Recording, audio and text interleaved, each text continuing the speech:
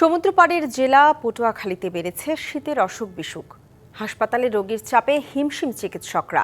জেলার একমাত্র medical college হাসপাতাল ও অন্যান্য স্বাস্থ্য কমপ্লেক্সগুলোতে রোগীর চাপ স্বাভাবিকের তুলনায় দ্বিগুণ হয়ে পড়েছে। হঠাৎ করেই পটুয়াখালীতে বেড়েছে শীত, পাল্লা দিয়ে বেড়েছে শীতের অসুখ বিসুখ।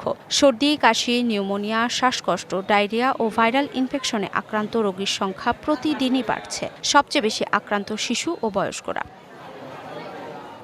পটুয়াখালী মেডিকেল কলেজ হাসপাতাল সহ জেলার বিভিন্ন উপজেলা স্বাস্থ্য কমপ্লেক্সে সকাল থেকে রাত পর্যন্ত রোগীর ভিড় লেগেই আছে।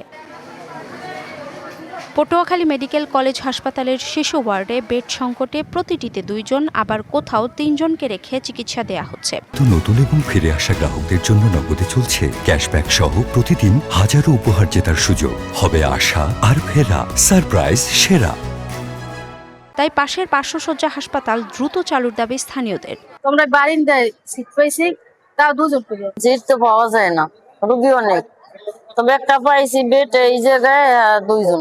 একটা বেডে তো একজনের বেশি থাকার কখনোই সম্ভব না। সুস্থ হবে তার তো অসুস্থ হয়ে পড়ে আরো। নিউমোনিয়া, শ্বাসকষ্ট আর ভাইরাল জ্বরের রোগী বেশি আসছে। তাপমাত্রা কমার কারণে পরিস্থিতি আরো কঠিন হচ্ছে। আমাদের এখন রোগীর সংখ্যা অনেক বেশি, প্রতি বেডে 2 থেকে 3 জন করে রোগী থাকতেছে। এজন্য এই সময় বাচ্চাকে সতর্ক থাকা, পোশাক পরিচ্ছদের ব্যাপারে পুষ্টিকর খাবার খাওয়ানো এবং পরিষ্কার পরিচ্ছন্নতা, এটা খুব জরুরি।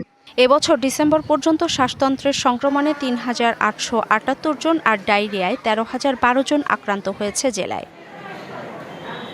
DBC news desk.